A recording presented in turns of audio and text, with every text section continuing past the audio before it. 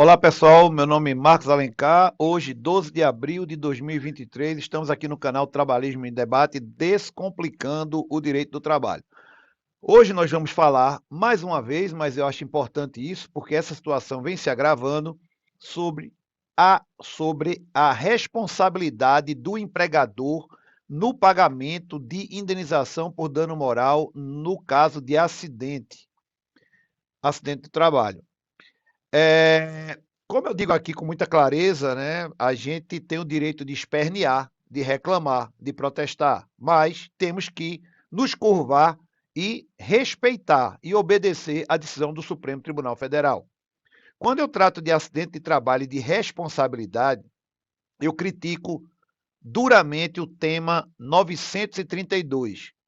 Tema é quando existe uma repercussão geral, é quando o Supremo Tribunal Federal decide uma coisa e aquilo ali tem que ser, passa a ser sagrado, vale, né, como uma norma constitucional, porque o Supremo, depois dele, a gente já comentou aqui, só Deus Pai Todo-Poderoso. Então, nós que somos pobres mortais, temos que nos curvar à decisão do Supremo.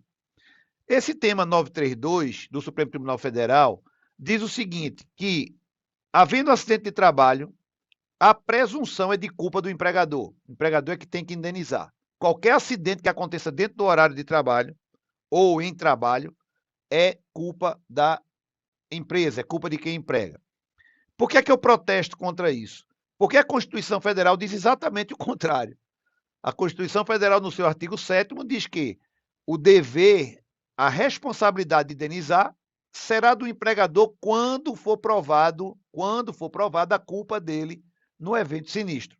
Então, acontecendo um sinistro, um acidente, se você retira a figura do empregador por ação ou omissão daquele evento, se ele continua a acontecer, o empregador não teria, pela Constituição Federal, o dever de indenizar. Mas o Supremo, nesse tema 932, lá de 12 de março de 2020, disse o contrário disso.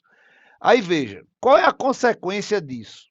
Eu trago uma decisão aqui do Tribunal Regional do Trabalho da Terceira Região de Minas Gerais, que diz assim: Hospital de Belo Horizonte indenizará a trabalhadora que perfurou o dedo com bisturi ao embalsamar cadáver. O que acontece?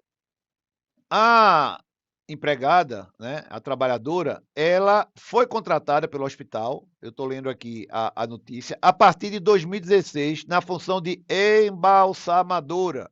Ela realizava o procedimento, né, de um fluido nos cadáveres para que pudesse depois serem sepultados. Era o trabalho dela, né? Um trabalho que a gente sabe que é bem penoso, mas alguém tem que fazer isso. Então, fica aqui até o registro assim, é um trabalho penoso, mas isso não tem nada a ver com acidente. E o que acontece? Em outubro de 2016, durante a preparação de um corpo, a ex-empregada sofreu uma ferida perfuro-contusa no primeiro dedo da mão esquerda, provocada por um bisturi contaminado com material biológico. E aí ela toma um remédio antiviral e vai depois, que é demitida, para a justiça buscar uma indenização por danos morais. O Tribunal Regional do Trabalho condenou o hospital a pagar R$ 7.500 em favor dessa empregadora. Onde é que está aqui a minha crítica? É que a justiça entende que houve um abalo psicológico, né, porque ela tomou um medicamento antiviral e podia ter contraído uma doença severa. Mas aí o que é que diz aqui a notícia? Veja, abre aspas. Embora tenha sido, eu vou ler bem devagar para que vocês acreditem no que eu estou lendo. Embora tenha sido comprovado o fornecimento de equipamentos de proteção e a realização de treinamentos, é certo que eles não foram suficientes para evitar a ocorrência do dano, o que por si só demonstra a culpa da empregadora consubstanciada na ineficácia em proteger aqueles que expôs a risco. Fecha aspas. Ou seja, é exatamente isso que eu venho criticando a decisão do Supremo desde lá de março de 2020, porque eu vejo como um absurdo.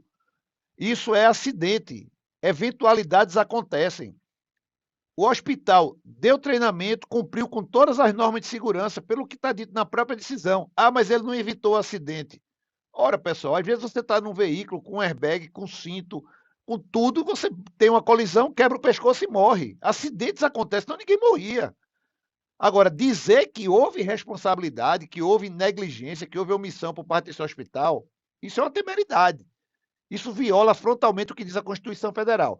Mas aí vamos para o arremate final aqui da nossa conversa de hoje. Nós precisamos amarrar o jegue, né, como a gente diz aqui no Nordeste, aonde o dono do jegue manda. Então, assim, cabe aos empregadores ficarem hiper alertas para esse tipo de situação. Então, eu falei aqui, acho que 10 dias atrás, de um empregado trabalhando num barco e ele é mordido por um tubarão. De quem é a culpa? O dever de indenizar será do empregador. Então, essa é a visão do Supremo. Não adianta a gente esperneia, protesta, mas não adianta ir contra isso. Então, o que é que o empregador deve fazer no momento desse? É buscar logo um entendimento com o seu empregado e fazer um acordo, porque hoje a Justiça do Trabalho permite que se faça um acordo, que se peça a homologação do juiz.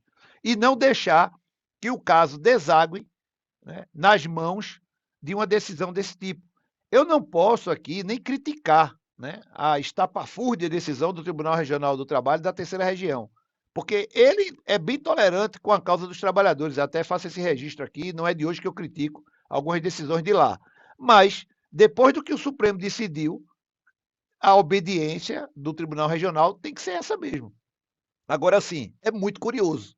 Você, empregador, tomou todas as proteções, todas as cautelas, fez tudo que a lei manda, mas você continua sendo responsável em indenizar. Né? Ainda bem que a fixação da indenização não foi tão alta. Né? Daí a injustiça não foi tão tamanha, né? Tão grande. É isso. Em breve a gente volta. Tchau.